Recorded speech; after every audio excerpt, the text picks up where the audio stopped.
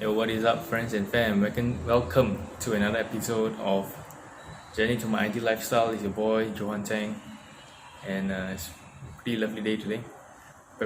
Hope everyone's been well, and I just wanted to give some updates on what's currently happening.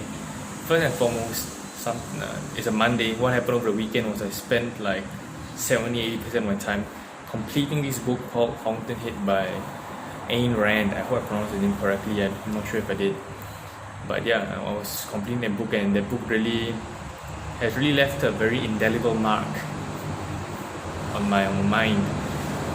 And yeah, I just wanted to just let it out there and say that if you're thinking of any book you should begin reading, I think Fountainhead is a great book to start. But apart from that, right, what's been happening was that in terms of business was that over the weekend I actually purchased another course by Peng Jun. It's called Content Multiplier Formula. So in essence, I think I've been talking a lot about how we can take our content, and how the main thing I think I mentioned in the previous week on the previous episode was that I want to be publishing daily, right? It's a really good thing. It's a really, really powerful thing to begin publishing daily, as what Russell Brunson said. And now as well, I realize the huge powers to actually publishing daily and creating that kind of momentum, that kind of inertia that just grows, right? Which will then, over time, attract the right people who resonate with my message. So that's that. And I was trying to think of a system to do it, really well in terms of the keywords, in terms of the phrases, and I think I was able to use NLP to try and to apply to my own mindset. I was very abhorred by the idea of sitting down and having to create a list of like keywords, compiling things. But now I realize that that's actually a gateway to a lot of greater resourcefulness, as well as a higher quality of life for me if I was just able to do that. Compile a list of keywords and phrases for my merry man niche, for you guys, compile a list of 20 people I could reach out to who had lists already of my dream clients in the merry man niche, right? So those were things I kind of went through over the weekend. However, today when I was beginning my work, I realized that okay, I'm super ready to begin publishing. I've overcome the mental hurdle of actually posting videos that I had taken from the Pengju video challenge, posting videos on my personal Facebook profile. My Facebook page is fine because I don't really have like personal friends on it. But I realized that I knew I had to publish and post those videos starting today. However, then I reached the next step of realizing, okay, now if my videos start getting published, I already have a call to action to actually head on over to my lead magnet. And based off of my lead magnet, the next step would then be actually after they actually key in their email address to get my lead magnet, the next step would be for them to arrive at a sales page, right, offering them my front end product, right, Sexual Life for Life Blueprint. So that was the beginning of the problem, because I realized that I had not completed, I had created my 13,000 page document, but I had not finished editing it yet. I didn't have the cover on it properly yet, and there were some deliverable steps that I had not done yet. I hadn't perfected. I haven't gotten a working video for my upsell page. I hadn't really decided on how I wanted to deliver my upsell if someone opted in for the upsell. So those are just some jargon. The main message that I want to put across from that is that there were still some things from before I even started this publishing thing, whereby in terms of the creation of my funnel, right, there was some groundwork that had not been completed yet. So this would then actually put a bit of a dampener to my drive to begin publishing daily, and my drive to begin posting daily, my drive to begin right now to drive traffic into my funnel. So one of the decisions I made after realizing that there was still quite a bit of work to be done in making my funnel ready for actual traffic to be driven into the top of it, was that I realized that I want to focus fully on, when I do my list, when I do my keyword research, when I do my content creation, I want to focus fully on the merry man. I want to focus on that. I want to complete that first. So what that means, what that translates to, is that I will not be putting my time and effort into compiling the keywords, the phrases, the Dream 20 of for this very, the nature of this like business or this venture that I'll be doing when I'm filming this, right? So for you guys when you're 20 somethings, so if you're watching this, I don't know, by then maybe I would have zoomed in on that niche already, but for now I realize that there's a lot of benefit even to myself in having this daily recordings, and I kind of see it as a daily journal or log of sorts. And I'm pretty sure that by the time you are actually watching this or listening to this, having that kind of log where I'm going through what exactly I'm going through on a day-to-day basis leading up to launching my Merryman business, I think it will be beneficial for you as well, and you would see the value in actually realizing what I'm doing on a day-to-day basis. So I think that's what I'm trying to portray for this call, which is that that will be the nature of my future episodes, at least for a while, until I really get my Merryman business really off the ground, until I complete the groundwork needed to complete my funnel such that it's ready for traffic to get driven into it. And as of now, the work I've done in the past 1 week or 1 to 2 weeks, I've already I've already exposed myself, and I think it's like I've been rolling over. It's like food that you roll over in your tongue, and I think I'm ready now. I've exposed myself to how exactly traffic kind of works. I've exposed myself to that. I've come up with my own game plan as to how I'm going to do it, how I'm targeting it. I realized that I was too overwhelmed. As Tony would say, I was maximized actually by the immenseness, the massiveness of how a publishing system could be through being exposed by Russell Brunson, by Peng Joon, right? But I realize now that that's because where they're at right now, they're running like 7-figure, 8-figure businesses. Whereas for me, my goal right now is just to hit my $20,000 per month income, and I don't have to have such a massive system for publishing right now, right? If my goal is to hit $20,000 a month first, I can still just focus on Facebook, and I do believe that Facebook alone, if I were to be able to master Facebook and driving traffic into my funnel from Facebook, I'm pretty sure I can hit my income goals easily just by mastering Facebook. So that's something I kind of gave it a thought about. And anyway, as part of the system, the publishing system, I will need to redistribute and repurpose my content anyway, and usually Facebook will be the go-to mechanism first. I learned this from Peng Joon. And when I publish this same content on other social media platforms, let's say like YouTube or Instagram, it should be after 2 months rotation, after 2 months of the original content being posted on Facebook. So it's kind of like giving myself 2 months of a runway to actually focus on and really master Facebook. Before then, I began repurposing my content from 2 months ago onto like other platforms like YouTube and Instagram. So that's that. And it's now really just narrowing in on my on confirming and completing all the groundwork I've set for my Merryman funnel before I can actually drive traffic to it. And this means, getting the confirmed finished book up after editing, as well as re-recording a sales video for my upsell page, as well as linking all the deliverables to the payment gateway, the thank you page. So when that's done, definitely I can begin driving traffic. I'm already mentally ready for it.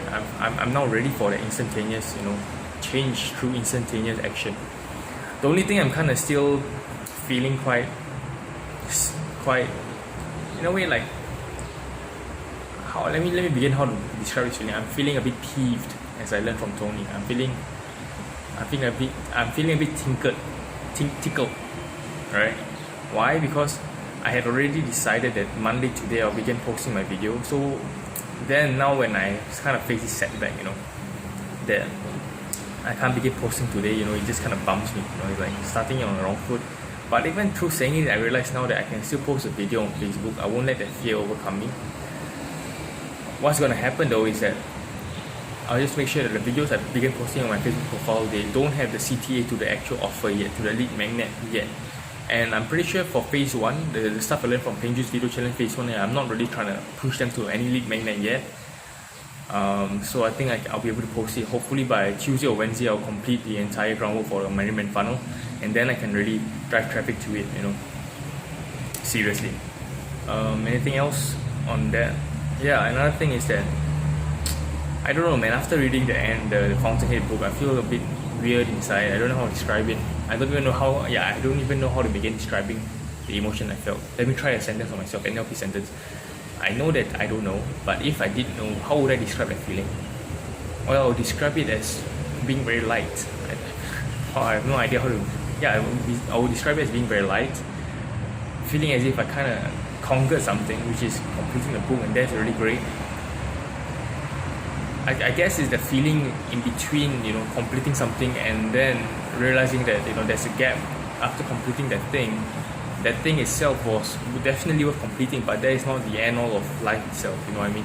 And then the next phase, after I get out of this middle portion, in this middle ground, the next phase is realizing that there's other things I still want to do out of life. There's so many things I still have to conquer.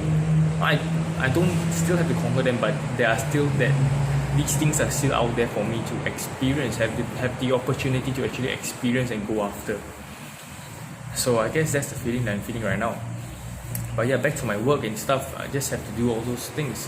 One more thing is that since I'll be taking this like as a journal of sorts, it's like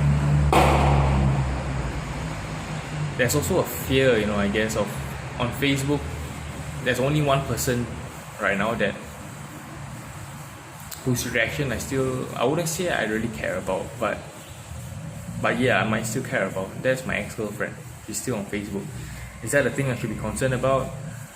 The answer is no, it shouldn't. And yeah, I guess that's what I just wanted to hear from myself. And yeah, when I look around me right now, it just feels incredible, to realize that I'm really being loved by my parents, my dad, my mom, my siblings, my friends. I've also had to realize that one of my good friends in particular, he just sent me a message this morning. I realized that there are some friends who, perhaps it's time I let go of and free that space in my life for new friends to come in. What I really value out of people is, and what I realize now that I really need from those I interact with, it's not for them to, be the richest. It's not for them to be super duper clear, crystal clear on exactly what they want out of life. It's not even that. It's more of a drive, it's more of a drive that is innate, a drive that is there, it might be subtle, but as long as I can feel that it's there, a drive towards something better, a drive towards something better for their own life, a drive towards something more, something more, not just for themselves, but the people that matter to them. I realize now that that's something I really want and I really need from those I interact with. And so like this good friend of mine, been a good friend of mine for maybe 7-8 years, but I realize now that perhaps that's something that he's let go of, and it's about time for me to just let go of this relationship as well. Until a time comes where he showcases in some way or form or other that there's still that drive is still very much alive within him. So I guess those are some of the stuff that was just kind of affecting me in a way. But thank you so much for listening and being there for me. Now that I'm sharing this, it's quite personal. But yeah, what else I want to say? I want to add something to you as well. And maybe that little something I want to add is about I wanted to talk about taking action. This week again, it's been tough. A bit more of my routine is like today's Monday, so Monday usually I do a fast. My fast will be from sunrise until sunset. Right. That typically means that since last night I wouldn't have eaten and I wouldn't have drank. So this is not a dry fast. I don't know. This is not a dry fast in a sense that when I fast, I mean I don't drink, I don't eat water, right? And the catch is that I can't do much to really distract myself. I still want to be doing things, even though there's some form of hunger or whatnot, there's some form of thirst, there's some form of desire to actually break fast and eat something nice, something like that. I want to preserve that emotion and channel that instead to doing things and doing work. Compared to feeling a bit drained and like deciding to just laze around. Because in the past, that's what I did when I was fasting. I'll play a Game Boy. I'm that old, right? I'll play a Game Boy Color. I'll play Pokemon Gold to distract myself. But that's defeating the purpose of fasting in the first place. But yeah, I just wanted to add that it feels kind of, I don't know, it feels draining. Not draining, but it feels like a bit difficult, to continue doing that. But that's what I want to do. That's what I have to do, and that's what I'm going to do. So in terms of taking action for you guys, like Oh, there's one more thing I wanted to add, which is that now even I wrote for the Merriman business, my front end product, like I said before, is a 13,000 plus words, 13,000 worded guide book, a blueprint, right? And now looking back, even though I created a book, I would say maybe a month, maybe 2 months ago, I realized wow, what a huge difference in terms of character and development from myself now today and the me 2 months ago, who still had some things I hadn't overcome emotionally, and it can be seen in the words that I chose, in the book that I had written, and my mindset then about emotions and feelings and relationships.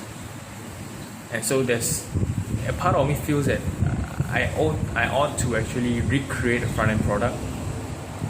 But another part of me also realizes that the aim now is not to perfect the product. If I keep trying to perfect the product before I even start to market it and sell it and actually gain revenue for my own business, that would be defeating the whole purpose, right? It's like a circle jerk, you know what I mean? So then there's like I said before as well, every decision has an opportunity cost attached to it. Life is made out of constraints, and we are just making the best decisions we can to actually satisfy all different outcomes, all different potentialities. So as of now, even though I really want to, it's not the big aim of the big driving force shouldn't be directed into trying to perfect and create an even more perfect product, front-end product right now that I know I'm capable of creating.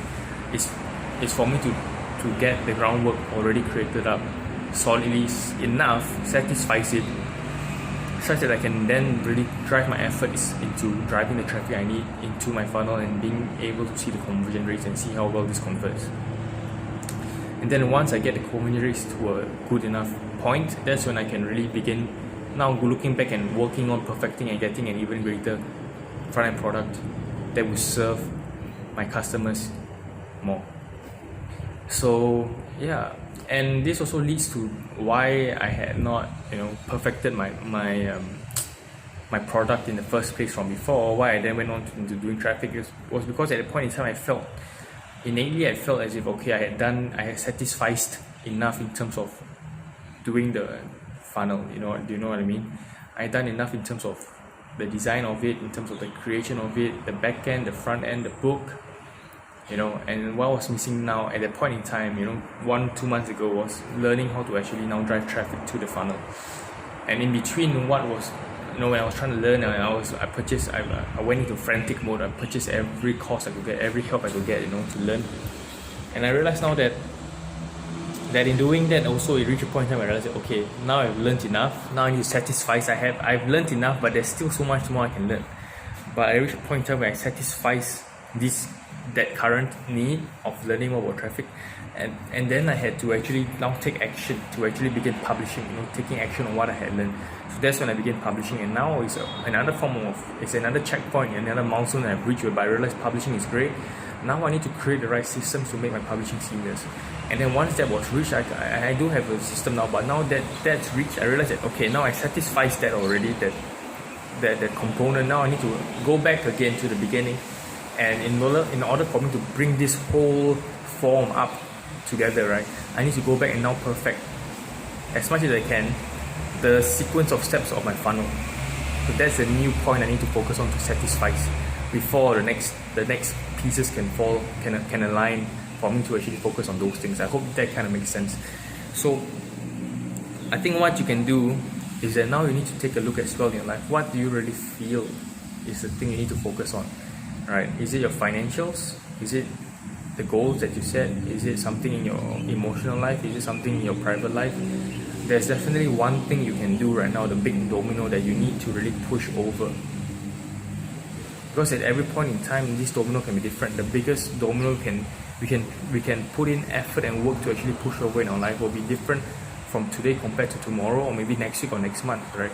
But it's this consistent act of being able to identify the right domino to push over at the right point in time, and then being able to let go of that domino once it's been already satisfied, just to the point where it's just enough, not to perfection, but just enough and then satisfies that domino, and then look for the next domino that I need to push over to bring the entire whole to the next level.